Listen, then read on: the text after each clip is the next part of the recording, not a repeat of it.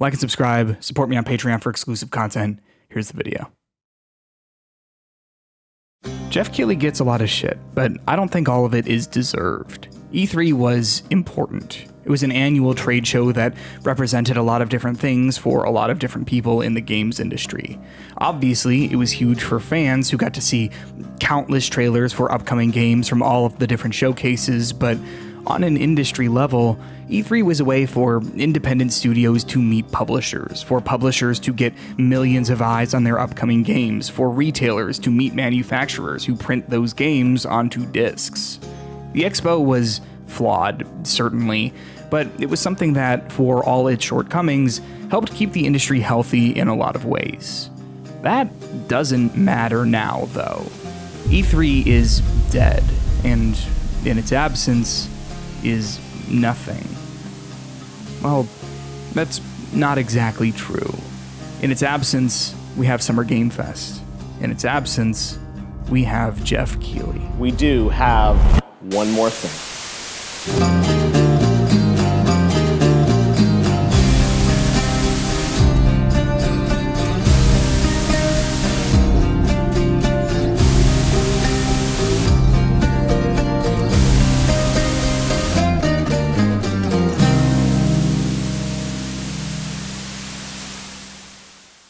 Geoff Keighley gets a lot of shit, but I don't think all of it is deserved. There are certainly things to criticize about his shows and how they're run and presented. The Game Awards place almost all of their emphasis on new trailers instead of the artists and creatives actually winning the awards. Summer Game Fest often overpromises and underdelivers on its announcements, and every showcase Geoff hosts seems to be centered around building as much hype as possible instead of genuine engagement with the medium. However, I largely think that Keighley does a good enough job. I roll my eyes at his tweets about hype and the way that his shows flaunt celebrities seemingly as a way to garner mainstream legitimacy and prestige, but at the end of the day, when you look at who Keighley is and what he's devoted his life to doing, it's clear that the guy genuinely cares about games and the people who make them, even though that sometimes conflicts with wanting his shows to be able to show as many trailers as possible.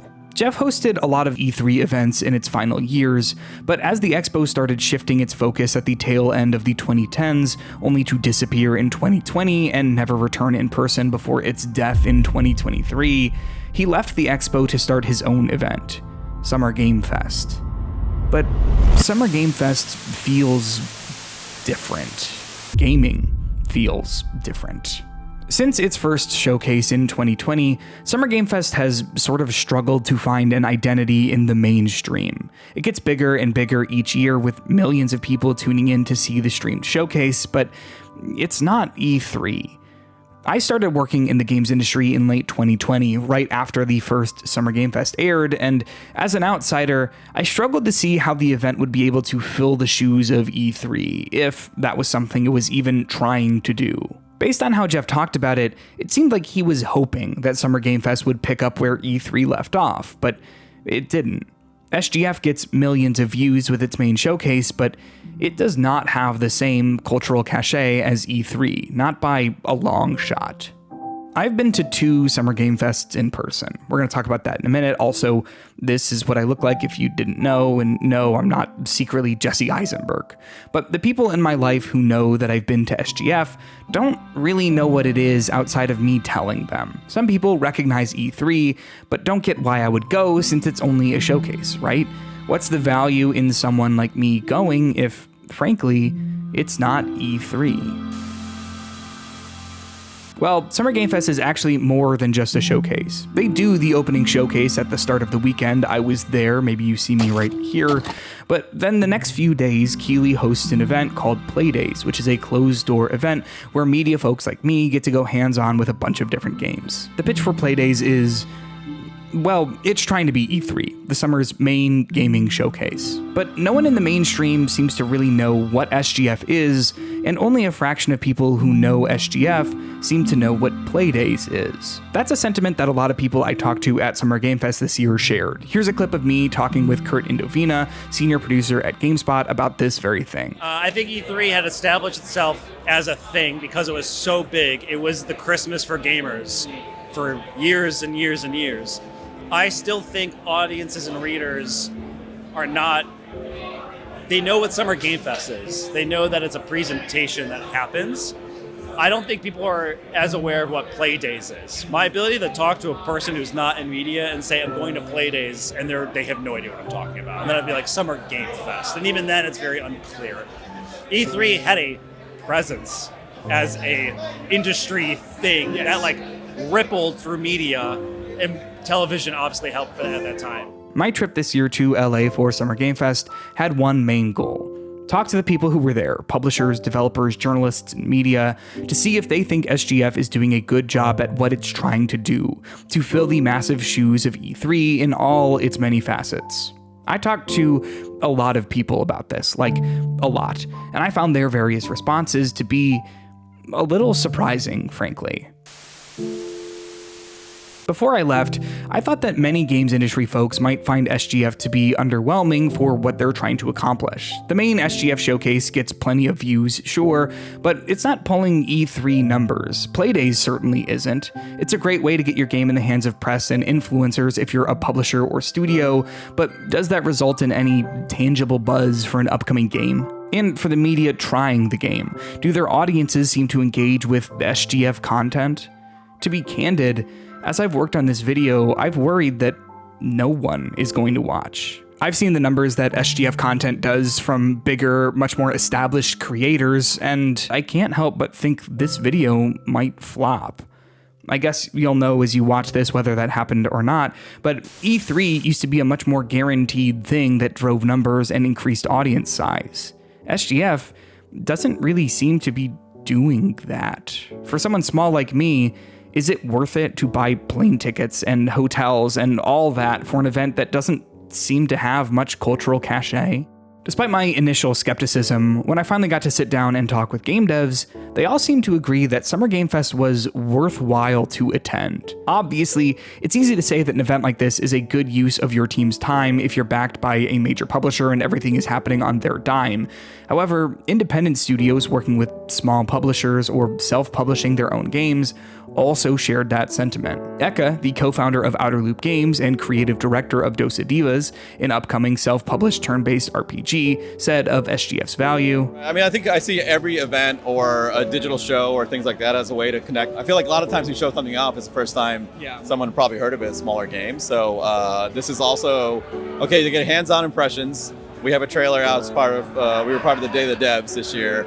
So being here also gives us a chance to talk to folks that will probably follow up later as we do, Steam demos or release date content and things like that. He and every other dev I talked to told me time and time again that getting a game in the hands of press and other media is always going to be worth it because games media, believe it or not, makes a lot of media about games. If your game can make a good impression like Dos Divas does, writers will put the game on most anticipated upcoming games lists and be eager to cover news surrounding the game for their audience. Eka told me that getting in the door at SGF can be difficult as a small studio that doesn't have the backing of a major publisher, but luckily there are teams associated with SGF like Day of the Devs or ID at Xbox that smaller studios can appeal to for showcase. It's not guaranteed, but it seems to be the general sentiment from indie devs that SGF wants to shine a spotlight on smaller titles just as much as it wants to highlight games from Capcom and Xbox Game Studios. For anyone with a game at Playdays,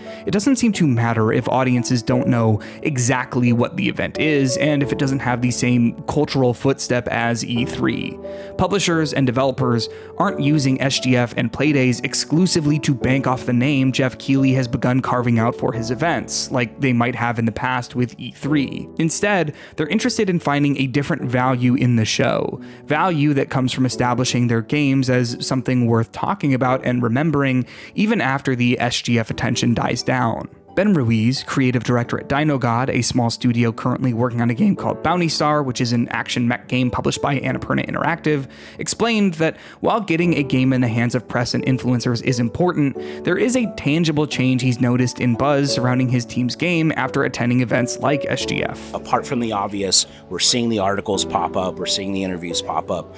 We are getting wish lists in meaningful, significant amounts. And seeing wish lists is kind of like the main way we're able to measure if anyone cares or not. So yeah, we can watch those numbers go up every time we do something like this. I was really curious about how the scale of Summer Game Fest affected how devs feel about its value. As a non-developer, it seems like you'd want to be shown off at the largest showcase possible to be seen by the most amount of people. That's not entirely the case, however. Summer Game Fest and Playdays are the biggest stages for studios to be featured on in the summer in the US, but most developers told me that they appreciate its smaller scale when compared to E3. Francois Rajoul, the world director for Exoborn, a fast-paced third-person extraction shooter, said, "Back in the days when you had so many different players coming to your booth, you were actually just really showcasing a tiny little part of your game, and you can really get into deep, meaningful conversations. So I think that's really what those insights are now with the media here at SGF." This idea was shared by most other devs I talked to as well, that the smaller focus of SGF allowed them to have more meaningful conversations with the people playing their games. Most studios only had 1 or 2 screens for people to test their games on, meaning that it's a much more intimate setting than the booths at E3, which necessitated more demo stations to account for the increased crowd size. Every dev I talked to said that this format works for them, and that they gain meaningful insight about their games from attending Playdays. We're back, GB at Night, live from the Warframe Villa. I'm Jeff Grubb from GiantBomb.com. That was a Spindrift you heard opening right there. That's right, I'm tattling on you, Nikki. Media and press are a bit of a different story. The current age of online journalism is a tricky landscape to navigate. Currently, it's not enough to be a good reporter who does good work covering games. You need to be clickable, and when looking at how little traction something like SGF has on Google search insights, journalists are put in a difficult position. It costs a lot of money to fly to LA and stay in a downtown hotel and get Ubers and meals, and have the equipment to cover games at a show like this. A lot of publications and the many freelance journalists who are contracted to work for them have a difficult time justifying the costs when there likely isn't going to be much of a return on their investment. Kurt from GameSpot told me that because audiences either aren't interested in SGF and Playdays or don't really understand what they are, editors need to be clever with how they present content surrounding it. You can't just publish a list of the best games from the show and expect it to do huge numbers and recoup the cost of going. The value of attending is far more complicated than it seems to be for developers. From what I noticed between the people attending the show last year and those in attendance this year, there were far fewer streamers at the Playdays campus this year than last. In talking with streamers at the show, a lot of them expressed that there's much more monetary value in staying home and doing co-streams of SGF showcases than actually being on site. Most streamers that I talked with, like Guillermo Liaz from New Game Plus, were a part of larger streaming groups, and the majority of those teams stayed home to cover the festival and do reactions, while they sent only a small portion of their crew to attend in person. Andrea Renee, former co-host of What's Good Games, explained why that might be while on the couch with Giant Bomb, and hey, who's that guy? It's me. And I love covering conferences. Like, it used to be like the Monday of E3 was like the day. You'd like go to all of the conferences in a single day. That was kind of special, yeah. And it was just like this communal, amazing, shared passion and experience. So I love being in the room, but I also, as a creator and a producer, know that like the ROI, like the return, is being in your studio, streaming for your audience, with your, biggest super fans, having the conversation. That's why Twitch doesn't come here anymore. Like, they're like, we heard that from all our creators. They don't want to be here, so yeah. And it's why there's a lot of really big content creators like will miss going to the live shows to be at home with their studio and with their audience to say like, this is how you know me, and this is where the biggest like connection with my audience is going to be. So if SGF coverage is kind of a wash when it comes to media, then why do so many media folks, myself included, and especially freelancers who need to cover 100% of their own costs, make it a point to go? Well, even though it's an industry very much based around the concept of money in versus money out, SGF proves time and time again that its value for those attending is not exclusively found in a monetary sense. Freelance games critic Moises Taveras talked to me about the real value of attending events as games media. Opportunities come my way because I met the right people. Yeah. And it's not like social climbing met the right people, just like talk among colleagues here, like those like stressed developers that you see at those stations, talk to them about their game, talk to them about their day, just get to know the people who make these things that you love so much. Somebody would call it networking. I would call it more like genuine relationship building. But yeah, it's worth it to come here and connect with other people. This is something that I can attest to personally. Since I started attending gaming events in late 2023, I've fostered a lot of relationships that really mean something to me. While some of those relationships have helped me in my career, I owe so much credit to people like Evan Campbell, Cristian Macias, Sam Woods, Jake Baldino, Jill Grote, Jan Ochoa, Jake Steinberg, and so many others. The reason I care so much about those relationships isn't because they've been crucial in helping me build my career on YouTube and elsewhere. I care because I got to know those people as people. They're my friends. Networking feels like such a cold term for the types of relationships I try to build when attending gaming events, and I know I'm not alone in seeking those kinds of relationships that are built on friendship first and career help second. But networking, friendship making, is where the real value of SGF lies for a lot of non-game dev attendees. It's hard to really place a price on the value of attending SGF because despite how money-focused the games industry is, attending doesn't have much of a financial incentive. I lost money going to LA for this trip, and I am most likely not going to make it back from this video or any other SGF content I make. But did I waste that money? No, I didn't. I wouldn't have started my YouTube channel, and it wouldn't have become a portion of my day job if I hadn't attended last year and met people who pushed me to start making video content for myself. I wouldn't have gained meaningful friendships and met writers and video makers that I look up to if I didn't go this year. I wouldn't feel the same wave of inspiration for future videos without them. There's value in the event. It's just a shame that so many people in all corners of the games industry are only able to perceive value in a strictly monetary sense. I used to go to my friends' houses over the summer when E3 was on, and we would watch trailer compilations and showcases, and that had value to me too. What's cool about Summer Game Fest is that it's welcoming for small creators. I applied this year as an independent YouTube creator when I had just 3 videos up on my channel with less than 10,000 subscribers, and Geoff and his team welcomed me in. Of course, there are things that can be done better, and we should continue to talk about those problems as they occur, but like I said at the top of this video, Geoff Keighley gets a lot of shit, but I think it's clear that someone like Geoff Keighley is interested in making this industry better.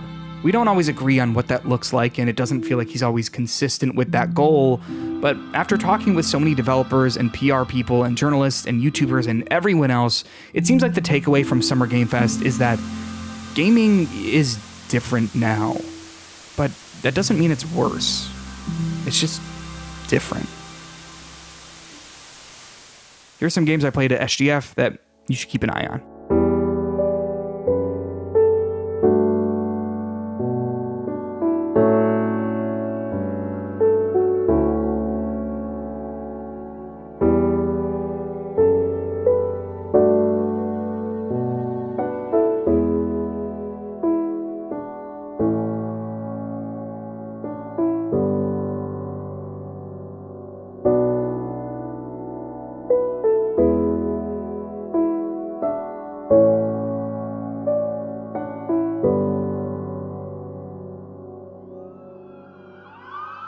Before I wrap up here, I just wanted to talk about some of the context for attending SGF this year that's been on my mind. SGF Playdays is hosted in downtown LA, and this year it took place on June 7th through 9th, which was a weird time to be in LA. On the 6th, while the main SGF showcase was going on, ICE agents ripped people out of their homes and workplaces just down the street from where SGF is hosted. There was this extraordinary whiplash that a lot of games industry folks, myself included, were experiencing as the government started violently escalating the protests that were going on, all while we were going hands-on with video games in the middle of it.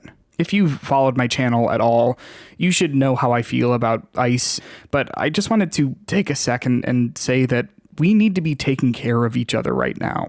Communities are what protect us from the rising tide of evil in the world, and I was kind of disappointed with how some of the people in gaming reacted to the protests. Video games don't exist in a vacuum. They aren't made without politics, they aren't reported on without politics either, and SGF 2025 really put that on display. Please, stand up for each other. Your children and grandchildren will ask about how our communities responded to moments like these, and we owe it to ourselves and the future to not have to lie to them. Like and subscribe. I've got your back.